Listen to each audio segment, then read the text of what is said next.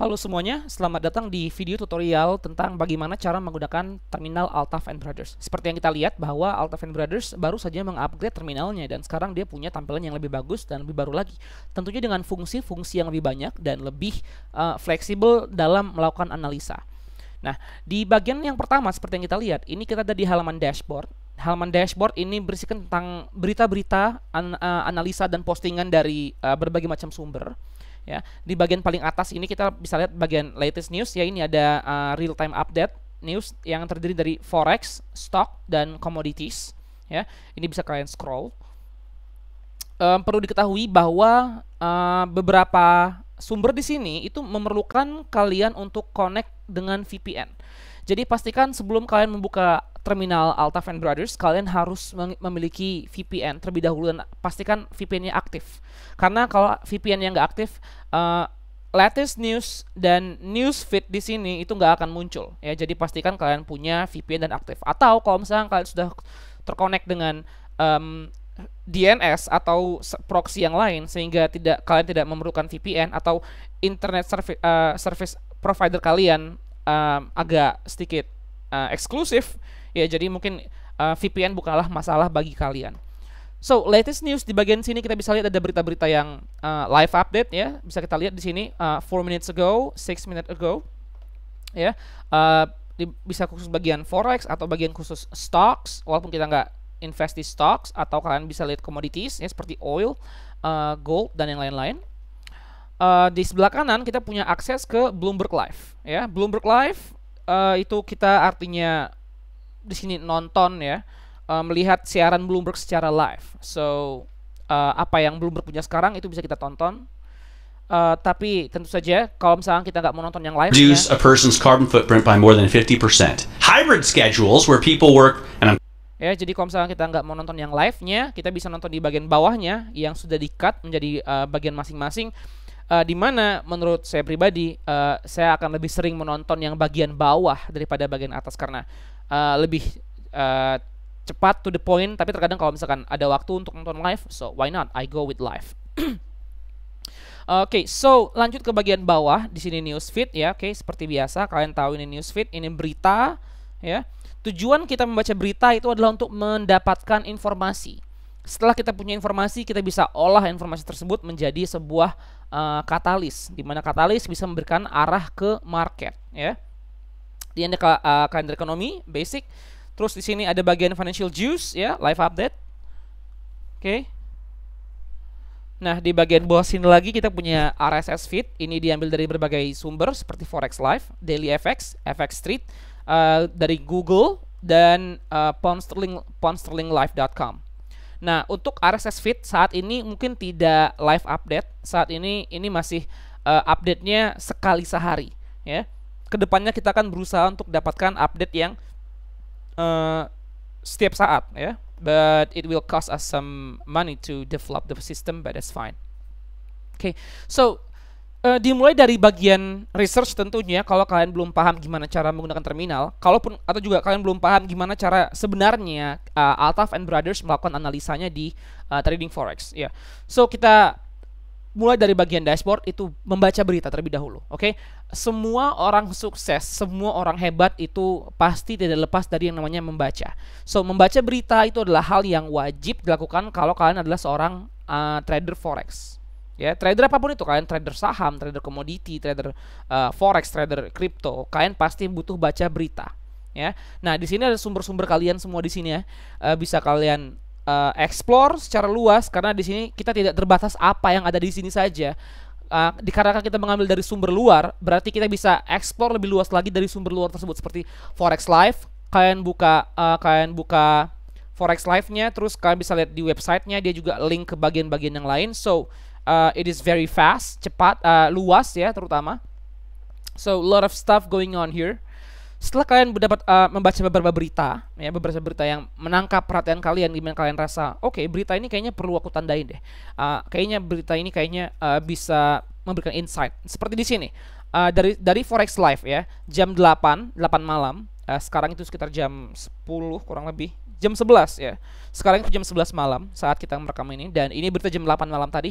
US yield have started to move to the upside and so has the US dollar. Nah, ini bisa memberikan berita ini contohnya bisa memberikan insight kepada kita bahwa yield di obligasi Amerika itu mulai bergerak ke atas, bertambah berarti ya. Yieldnya bertambah. Dan begitu pun dengan US dollar. Itu artinya kalau yield bertambah, itu bisa memberikan insight bahwa penguatan dolar akan terjadi. Ya, biasanya itu bisa secara bersamaan satu waktu langsung yield naik, dolar naik, atau terkadang lagging. Ya, yieldnya naik dulu sehingga memberikan sinyal kita lebih awal. Setelah beberapa saat baru dolarnya naik. Ya, so ini bisa dibilang sebagai cukup seperti leading indicator. Ya, jadi penting bagi kita trader forex untuk memperhatikan yield obligasi pastinya pemerintah ya, supaya bisa mendapatkan informasi lebih cepat. Ya, di sini juga German bond yield near 12-year high as ECB official says rate will need to stay at record for some time. Obligasi Jerman itu mendekati nilai paling tinggi selama 12 tahun terakhir ya, sebagaimana ECB mengatakan bahwa suku bunga akan ada di angka yang tinggi untuk beberapa waktu. So itu artinya ada penguatan dari euro karena yield yang kuat tentunya ya. Seperti yang kita ketahui bahwa suku bunga yang tinggi akan membawa perhatian investor ke mata uang yang suku bunganya tinggi ya. So beberapa outlook juga di sini ada, atau kita bisa baca bagian bawah sini. US Treasury Secretary Yellen, we are really on a good path toward a soft landing. Yellen percaya bahwa Amerika akan berada dalam jalur untuk ke soft landing, but it is what it is. It is very important ya, wajib untuk bisa baca news. So setelah kalian selesai mencerna informasi, mencerna berita-berita yang ada di sini, kalian bisa lihat ke bagian data ekonomi. Oke, di sini ada bagian data ekonomi.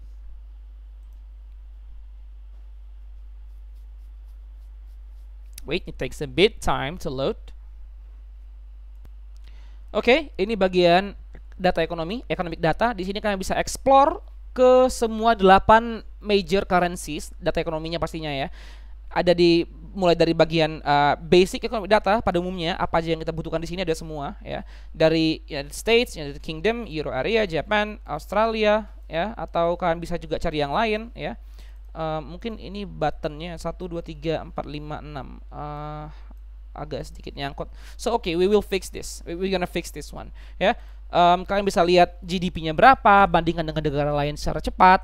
Time frame-nya lebih kecil, misalkan 5 tahun, kalian bisa lihat historinya ke belakang selama 5 tahun ke belakang ya, atau all time history ya. Ini untuk history seluruh waktu yang ada, tergantung dari data provider yang ada ya. Di tengah-tengah ada suku bunga ya, kalian bisa membandingkan dengan cepat suku bunga antara negara. Jadi kalian nggak perlu pusing berapa ya suku bunga Amerika, atau contohnya kalian pengen cepat membandingkan suku bunga Amerika dan Jepang itu kan. US Amerika 5,5, berarti Asia Jepang itu minus 0,1. That's fast ya. Nah, di saat satu sudah selesai, kalian bisa lihat data ekonomi yang lain seperti inflasi, GDP. Ini adalah government bond 10 years, tapi ini benchmark ya. Ini obligasi 10 tahunnya negara, major currencies, tapi ini benchmark, itu artinya ini patokan yang dibuat oleh Fed ya. So ini mungkin tidak akan persis sama dengan government 10 years pada umumnya, karena ini adalah benchmark, patokan. So kalau misalkan kita lihat di bawah sini adalah Kanada, ini CA ini arti Kanada. Kalau Kanada 3,65 benchmarknya, berarti Kanada yang asli 10 years-nya berarti kurang lebih ada 3,7 atau 3,8 ya, tergantung.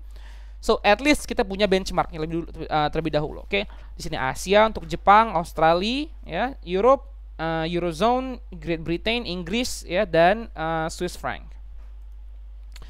Sama seperti yang di sebelah kanan, tengah-tengah semuanya ini data ekonomi yang kalian butuhkan ya. Central Bank Balance Sheet untuk melihat supply uang ya. Kalau kalian pengen melihat seperti apa supply uang di dalam bank sentral ya, ini ada di sini.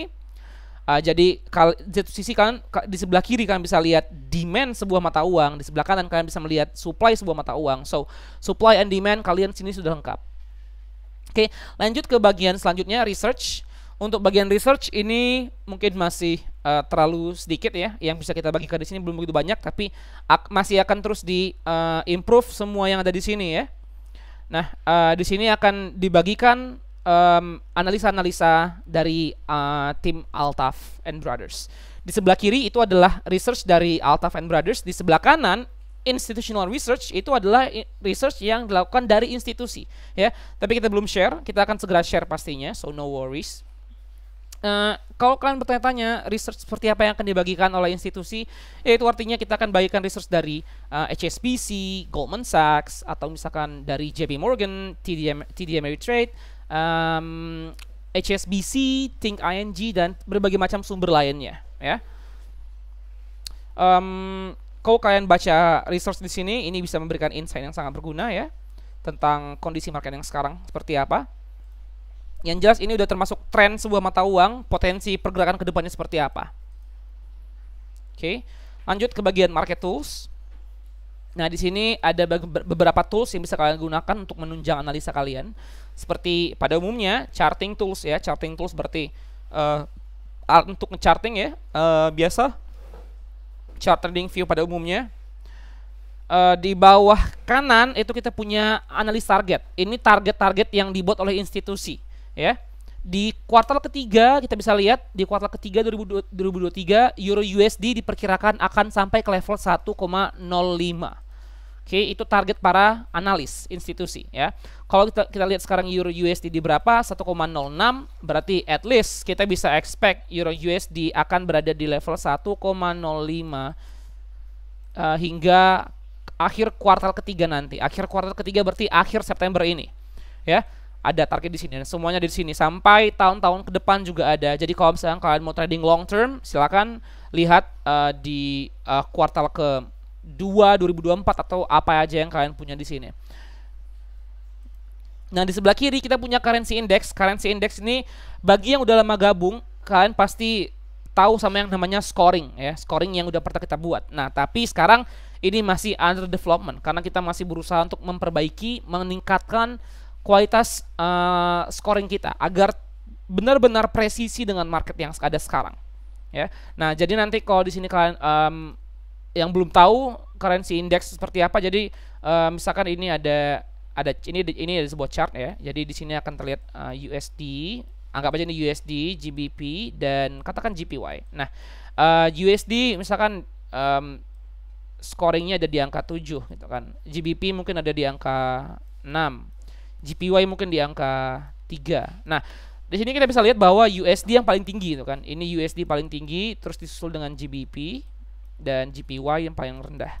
So, simple, itu artinya mata uang mana yang harus kalian beli dan mana yang kalian jual adalah buy USD, ya, buy USD dan sell JPY, karena JPY adalah skor yang paling rendah, ya. Jadi di sini kita bisa melihat sebuah kekuatan mata uang. Jadi bisa melihat gimana kondisi sebuah mata uang sekarang, mana yang harus di-buy, mana yang harus di-sell, ya. So ini tools yang bisa membantu kalian menganalisa market dengan sangat cepat, bisa tahu kemana arah market, apa yang harus di-sell, apa yang harus di-buy, apa yang harus di-hold. Oke. Terus di sebelahnya kita bisa lihat ada USD, Euro, GBP, JPY, CAD dan segala macam, 8 major currencies. Ini adalah tools yang akan sangat berguna untuk kita semua karena ini bisa dibilang adalah holy grail-nya. Bukan holy grail tapi sebuah alat yang bisa membantu kalian untuk menganalisa market dengan sangat cepat, ya. Nah, di sini ada katalis. Katalis di sini artinya kondisi apa yang sekarang sedang terjadi di sebuah mata uang, ya. Mungkin masih dalam bahasa Inggris tapi kalian bisa translate ke Indonesia, jangan khawatir. So, misalnya kalian baru buka terminal, terus oke, katakan kalian nggak mau baca berita, kalian malas baca berita, kalian bisa langsung masuk ke bagian market tools, buka USD atau mata uang yang kalian mau, terus kalian baca di sini, ya. Kalian baca di sini. The dollar index held above 105 on Tuesday, hovering near its highest level in 6 months as investor brace for the Federal Reserve policy decision this week. Bla bla bla. Kalian bisa dengan membaca katalis di sini, kalian bisa mengerti apa yang menjadi faktor penggerak pasar saat ini. Mengapa USD sangat kuat sekarang? Di sini dijelaskan, ya. Di sini akan dijelaskan kenapa USD sangat kuat, Euro USD bearish, GBP USD bearish, ya, USD JPY terbang semuanya. Pokoknya semua pair yang ada USD-nya menguat. Mungkin kecuali dengan gold mungkin, ya, but I'm not sure because I don't really trade gold, ya. Last week, most positive US economic data raised hope that the Fed could engineer a soft landing even if it keeps interest rate higher for longer, ya. Itu sebuah indikasi bahwa kebanyakan data ekonomi yang keluar itu positif, ya, itu memberikan harapan terhadap ekonomi bahwa Fed itu bisa menciptakan kondisi soft landing, ya, walaupun dengan suku bunga yang tinggi untuk jangka panjang, ya, jangka yang panjang. So soft landing dengan suku bunga yang tinggi tapi ekonomi masih kuat, it's perhaps a good news for the economy, ya. Nah, kalian bisa baca di sini, ya, kalian bisa baca forecastnya juga di bawah di sini. USD diperkirakan akan trading di DXY, ya, diperkirakan akan trading di 1,106,73 di akhir kuartal ini. So, ini untuk currency-nya saja. Kalian bisa pindah ke bagian obligasinya untuk melihat bagaimana pergerakan obligasi ke depannya. Ingat bahwa obligasi dengan yield yang tinggi akan sangat mempengaruhi demand atas sebuah mata uang. Ya, jadi investor akan sangat suka kalau mata uang dengan suku bunga yang tinggi. Bond yield yang tinggi artinya akan membuat investor lari ke mata uang. Itu artinya akan membuat mata uang itu tersebut semakin kuat. Ya, jadi penting untuk memperhatikan bond yield. Di bagian kanan ada central bank. Ini untuk memberikan insight kalian terhadap bagaimana progres suku bunga, ya, apakah akan dinaikkan atau diturunkan. Oke, lanjut ke bagian selanjutnya. Kalian bisa klik icon yang di atas ini, di atas kanan, atau kalian bisa tap aja slide ke kanan, ya. It's optional, terserah kalian mau navigate-nya dengan cara apa. Klik tombol ini bisa, ya. Nah, atau kalian bisa slide aja di tekan pojok kiri, pojok kanan. Nah, ini adalah data COT. Oke, bagi yang belum tahu apa itu data COT ini adalah posisi para institusi, ya, posisi yang dimiliki oleh institusi. Nah, itu terbagi dua, kita melihatnya. Sebenarnya terbagi tiga, tapi di sini itu cuma bagi jadi dua. Yang pertama adalah asset manager dan leverage fund. Nah, apa bedanya? Ya, apa bedanya antara institusi leverage fund dan institusi asset manager? So, asset manager itu adalah institusi yang mengelola dana dengan sangat banyak, jumlah yang luar biasa besar. Biasanya mereka fokus ke sebuah mata uang dengan outlook yang cukup panjang, 1 bulan, 2 bulan, 3 bulan ke depan, bahkan kadang ada yang sampai 1 tahun. Ya. Sedangkan leverage fund ini adalah institusi yang lebih dikenal dengan istilah hedge fund. Ya, jadi kalau misalkan kalian pernah dengar hedge fund, nah ini adalah leverage fund. Biasanya leverage fund itu akan trading dengan jangka waktu yang cukup lebih pendek lagi daripada si asset manager. Biasanya mereka punya outlook 1-2 minggu ke depan atau 1 bulan. Ya. Nah, di sini cara bacanya kita bisa lihat, kita bisa bandingkan terutama, ya, posisi institusi di sebuah mata uang. Kalau kita lihat di sini di table yang pertama di sini, ya, di tabelnya itu asset manager long itu ada 44,6. Asset manager yang short itu ada 2,3. Long itu artinya buy, short artinya sell. Itu artinya lebih banyak asset manager yang melakukan buy daripada sell. Buy apa? Buy USD tentunya, karena kita di halaman USD, ya. Jadi para institusi itu lebih fokus untuk buy USD daripada sell USD, ya. Nah, net position ini adalah posisi total dari long dikurang short, ya. Berarti long itu 44,6 dikurang 2,3 berarti 42. Ya, berarti ini masih angka yang tinggi. Angka ini yang kita bandingkan dengan mata uang yang lain.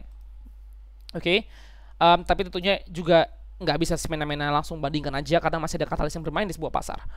Oke, sebelahnya ada leverage fund. Kalau tadi posisi asset manager, sekarang kita lihat bagian posisi leverage fund, ya, yang outlooknya lebih short term. Tapi walaupun mereka short term, cuman terkadang leverage fund pun sering salah, ya, dalam melihat kondisi market.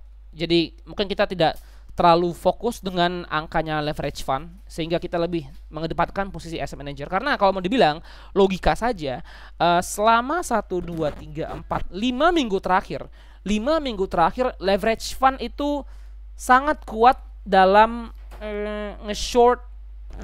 Ini bukan short sih kayaknya. Di sini kayaknya datanya kurang sama deh. I guess so. Nah, di sini bisa kita lihat bahwa itu mereka memiliki posisi sell yang cukup besar terhadap USD, which is doesn't make sense, ya.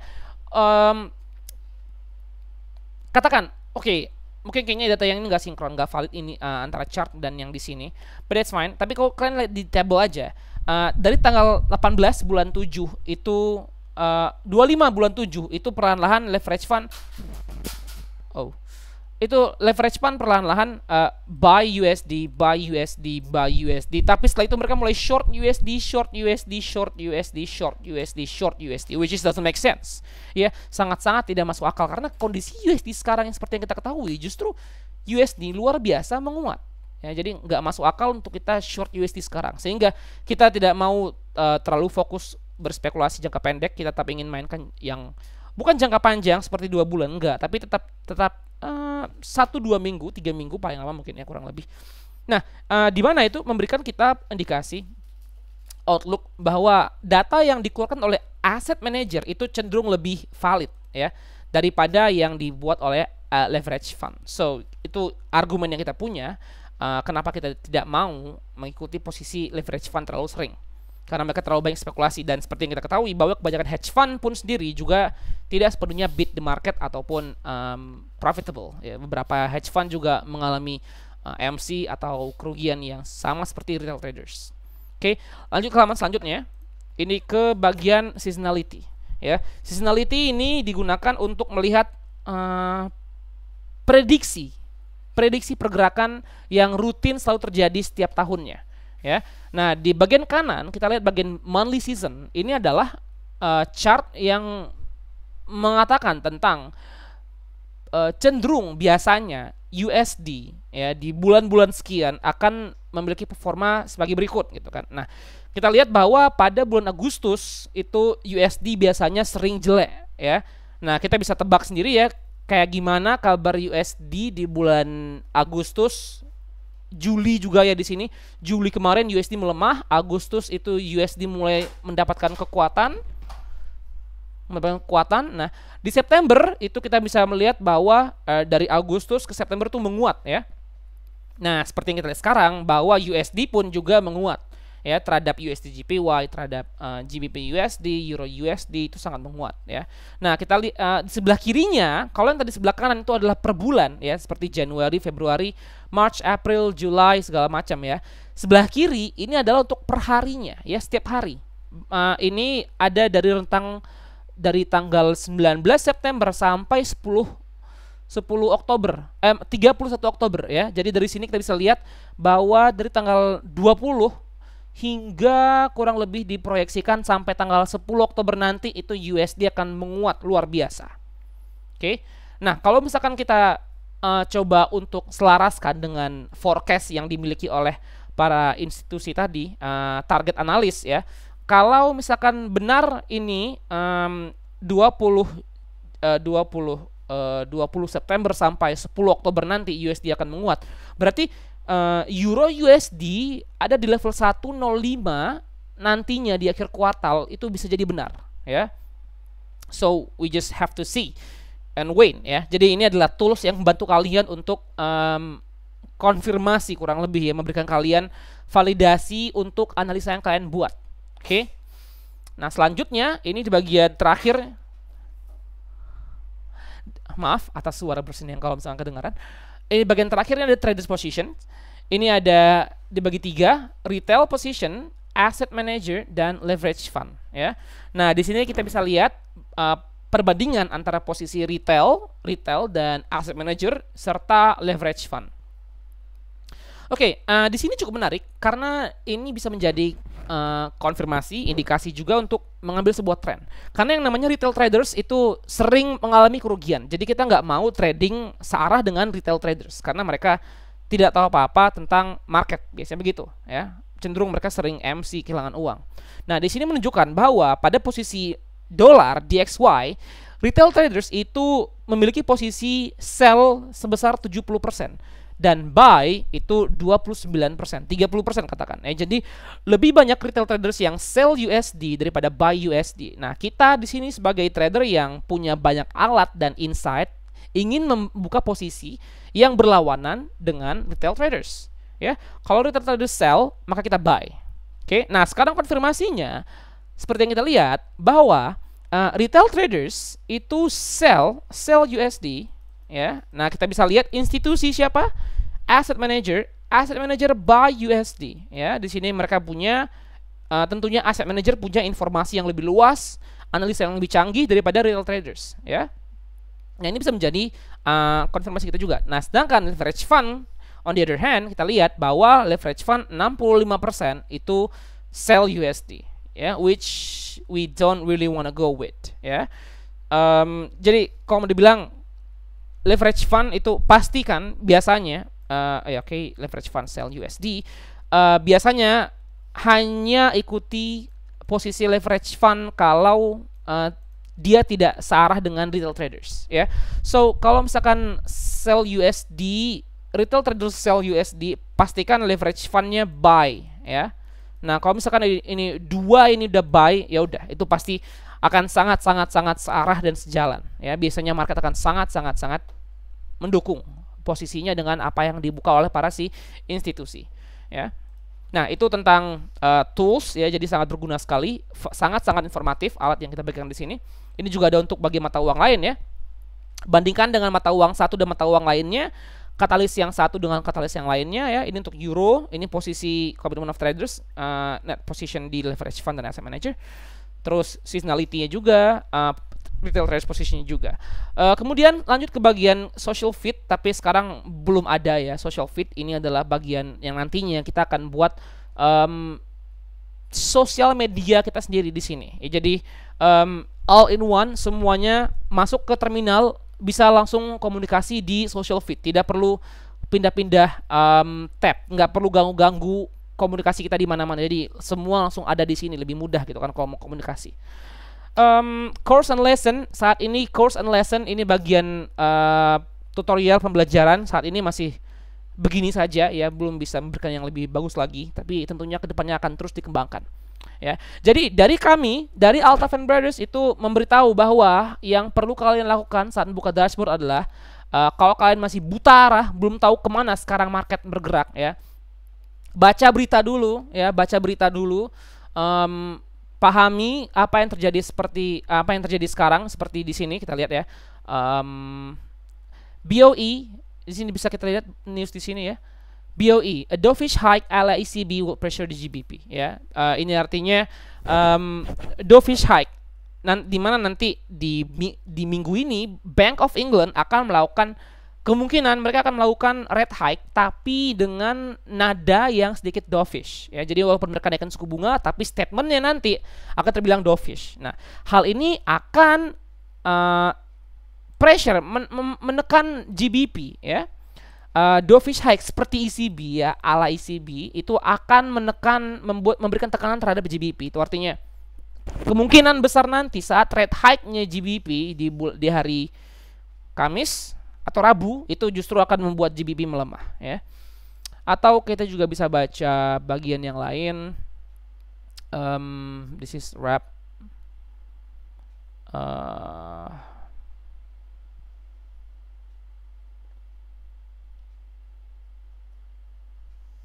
Oke, di sini ECB Casimir says cannot rule out further rate hike. Ini adalah anggota ECB, si Casimir mengatakan tidak bisa memproyeksi melakukan adanya rate hike lagi ke depannya, ya. Ini adalah statement yang dibuatnya, ya. I wish that September rate hike was the last one, but cannot rule out further movement, ya. Bukan tidak bisa melakukan lagi, tapi tidak bisa menentukan kedepannya seperti apa. Only via the March forecast next year can we confirm the path towards inflation goal. End of rate hike is to open debate on how to adjust P, PP, and APP. Once it's clear that no more rate hikes are needed, debate should be on how to speed up QT. Ya, jadi di sini Casimir mengatakan bahwa tidak bisa rate hike nanti ini di September itu tidak bisa menjadikan penentu kedepannya. Apakah akan ada rate hike lagi atau enggak, ya. Di sini di statement bahwa harapannya September ini akan menjadi rate hike terakhir si ECB. So kalau misalkan apa yang kita dapat di sini, ya, itu artinya kalau misalkan ECB berhenti rate hike, maka investor kemungkinan besar akan mempricingin untuk sell euro lebih cepat pastinya, ya. Nah, dari sini kita dapat insight bahwa pelemahan euro kemungkinan akan terjadi kalau misalkan ECB tidak lagi menaikkan suku bunga setelah September. Oke, dan berbagai macam news yang lain bisa kalian baca di sini, ya. Oke, so satu tadi itu baca berita terlebih dahulu, kemudian setelah kalian dapatkan beritanya, kalian tahu apa yang sedang terjadi sekarang, kalian bisa lihat economic data. Oke, beritanya bahwa Fed akan menaikkan suku bunga. Enggak. Beritanya sekarang Fed akan mempertahankan suku bunga, tidak rate hike, maka mereka akan hold. Tapi untuk jangka yang panjang itu bakal terus di hold. Nah, sekarang support nggak? Data-data ekonomi yang ada sekarang mendukung nggak dengan posisi Fed? Ya, nah kita lihat di sini nih, data inflasinya, oke 3,7. 3,7 itu masih tinggi daripada proyeksi mereka di 2%. Nah, apakah dengan suku bunga yang sekarang itu bisa menurunkan inflasi yang ada? Nah, pertanyaannya, inflasi baru aja naik kemarin ya kan dari 3, berapa? 3,2 naik ke 3,7 dengan suku bunga yang ada sekarang. Nah, kira-kira masih perlu nggak Fed untuk melakukan kenaikan suku bunga ke depannya? Nah, ini jadi pertimbangan gitu kan. Oke, kalau mereka akan hold, tapi data support nggak dengan statement mereka? Apakah data mendukung kalimat mereka gitu kan? Unemployment rate, tingkat pengangguran, GDP, pertumbuhan negaranya, segala macam, balance of trade, PMI, bisnis, apakah mendukung ya? Kalau kita lihat di sini data PMI udah mulai jatuh, itu artinya sektor bisnis udah mulai berjatuhan karena suku bunga yang tinggi. Oke, terus lihat gimana government bonds-nya, ya, settlement balance sheet, bagian supply-nya.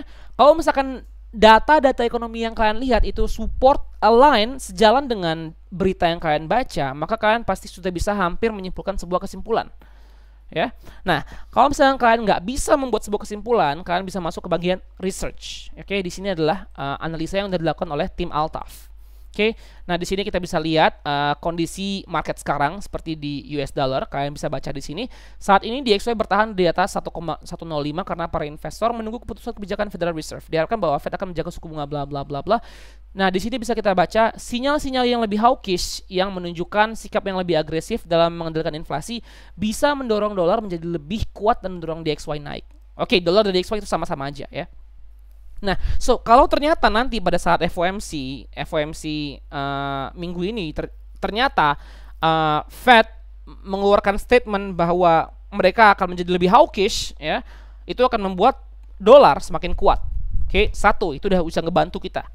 Oke, arah market kemana ke depannya. Data ekonomi AS yang positif. Data ekonomi positif dari Amerika Serikat termasuk penjualan retail yang kuat dan klaim Hal ini bisa mendukung DXY karena mencerminkan kekuatan ekonomi yang relatif terhadap mata uang lainnya. Nah, itu artinya beberapa saat ke depan ini kita akan terus memperkirakan penguatan US dollar terus terjadi. Oke, nah terus saya baca saja di bawah. Secara keseluruhan pergerakan DXY ke depan akan bergantung pada kombinasi faktor-faktor seperti pesan-pesan dari Federal Reserve tentang inflasi dan suku bunga, data ekonomi yang dirilis, keputusan suku bunga global, dan dampak inflasi yang terus berlanjut pada ekonomi AS. Ya, so semakin kuat data ekonomi yang muncul, tapi Fed menginginkan ekonomi yang lemah, maka Fed akan kemungkinan akan terus menaikkan suku bunga. Itu artinya penguatan US dollar akan terus muncul juga, ya. Nah, kalau misalkan kalian sudah punya pandangan, oke, kita udah dapat nih kesimpulan dari analisa yang di sini bahwa dolar itu kuat, ya, dolar akan menguat. Nah, selanjutnya kita melihat bagaimana dari sisi tools-tools yang kita punya, ya. Kalau misalkan dolar menguat, seperti apa ekspektasi para analis? Bener nggak dolar menguat nggak gitu kan?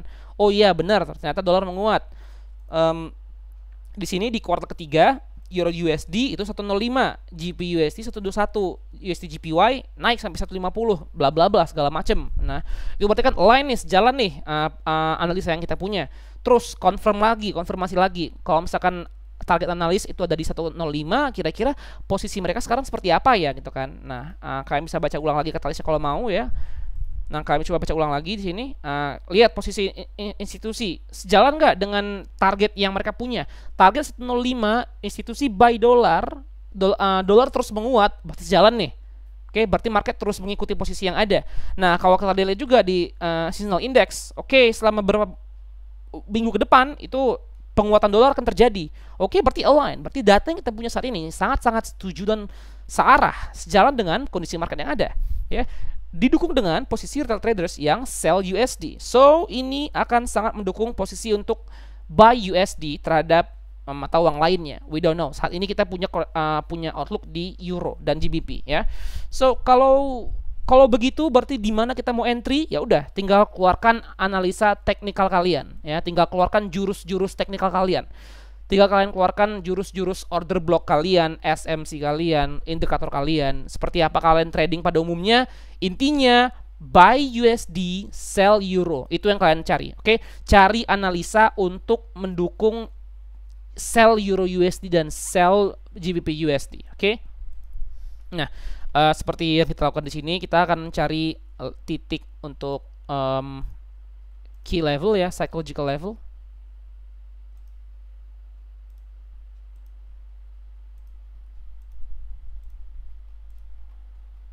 Oke, psychological level.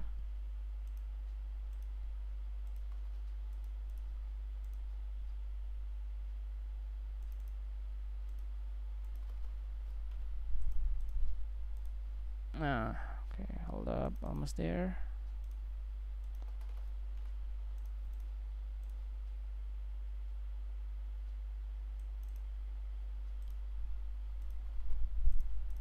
Oke, nah sekarang kita bisa lihat masuk lebih dalam lagi. Kita udah punya level-level yang digunakan oleh para institusi. Seperti yang kalian lihat bahwa level-level ini sangat-sangat berpengaruh di pergerakan market ya. Nah, jadi kita udah tahu mau entry di mana, tinggal pilih salah satu aja. Mau entry di sini atau di sini, tergantung gimana market bereaksi ya, dengan zona-zonanya. Udah kelihatan reject segala macam, gaskan gitu ya. Nah, kita udah tahu trennya bearish nih. Nah, bahkan sebelum kita analisa teknikal aja, kita udah tahu nih market kemana arahnya.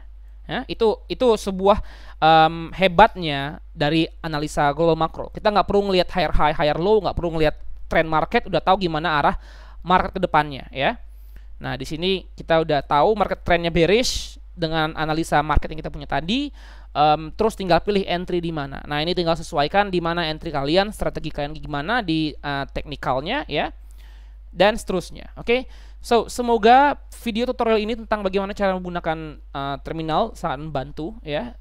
Kita harap semua yang ada di grup ini bisa memiliki pengetahuan dan kemampuan dalam menganalisa pasar yang sama, serupa semua ya. Jadi nggak ada yang ketinggalan, semuanya punya informasi yang sama, kita semua memprice in informasi yang sama. Oke, thank you very much. Kalau misalkan masih ada pertanyaan, jangan lupa untuk jangan segan-segan untuk tanyakan di grup. Oke, thank you for watching.